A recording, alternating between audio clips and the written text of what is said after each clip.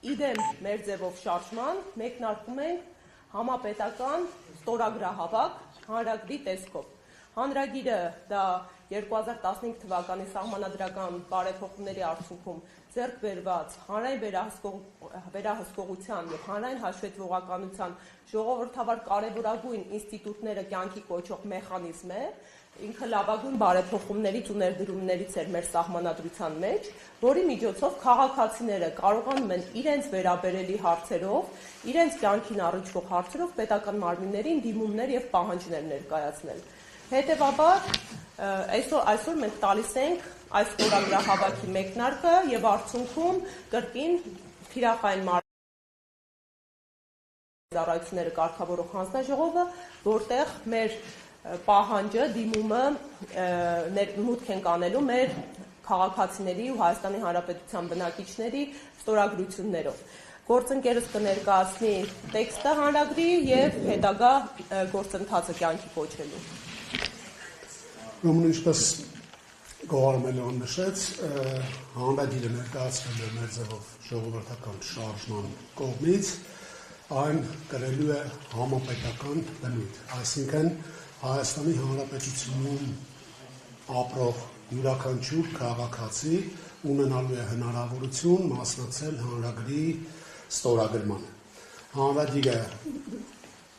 բավարար քանակով ստորագրություններ հավաքելուց հետո որոշ ժամանակ անց մենք տվյալ ստորագրություններով կներկայացնենք արդեն հանրային ծառայությունները կարգավորող հանձնաժողով, ակնկալելով նրանց կողմից օրենքով սահմանված ժամկետներին պատասխան։ Հիմա ես կընթերցեմ հանրագրի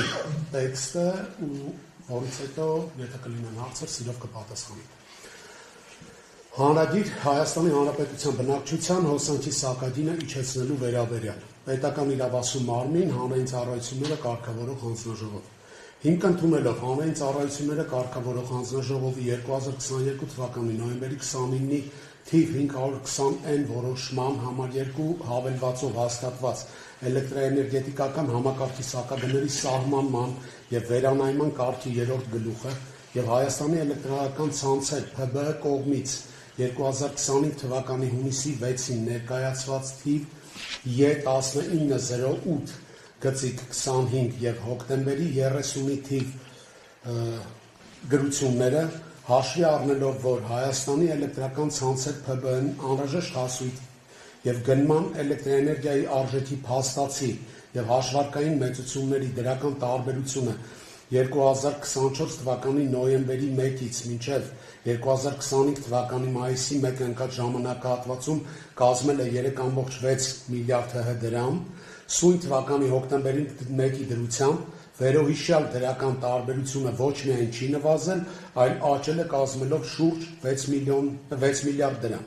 Պահանջում ենք Հայաստանի էլեկտրական ցանցեր փակ-բաժնետիրական ընկերության սակագնային մարժան վերոհիշյալ կարգով սահմանված ամենասեղմ ժամկետում նվազեցնել 01 նոյեմբերի 2024 0110 2024 ընկած ժամանակահատվածում ընկերությանն անհրաժեշտ հասույթի և գնված էլեկտրաէներգիայի արժեքի փաստացի և հաշվարկային մեծությունների առաջացած դրական տարբերության ճշգրտված մեծության չափով և տնտեսված միջոցները ուղղել վերջնական սպառողների, առավելապես բնակչության սոցիալական անապահով խմբերի համար սահմանված սակագների նվազեցմանը։ Այստեղ հիմնավորումը կայանում է նրանում, որ 2024 թվականին էլեկտրաէներգիայի ընդհանուր մուտքը կազմել է մոտ 5 միլիարդ կիլովատժամ, որից 2.1 միլիարդ կիլովատժամը սպառվել է բնակչության կողմից։ Եվ եթե մենք դիտարկում ենք, որ կա 6 միլիարդ և ավել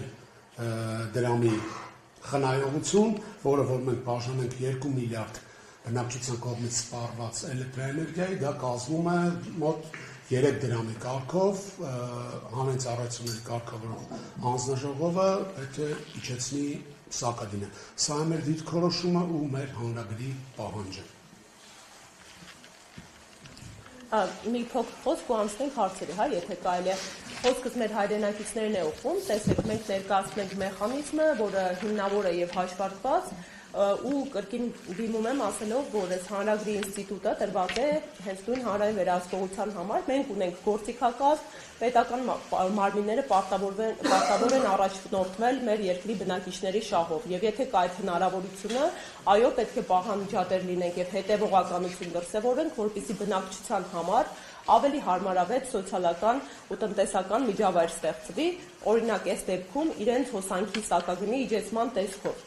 Մեխանիզմները կհրապարակվեն մեր պաշտոնական էջով, ինչպես միանալ, հա, մեր գրասենյակները մարզային կսկսեն մեկ տար կստորագրահավաքի, շատ հեշտացված կարգ է, ուղղակի թղթի վրա տվյալներ են մուտքագրվում,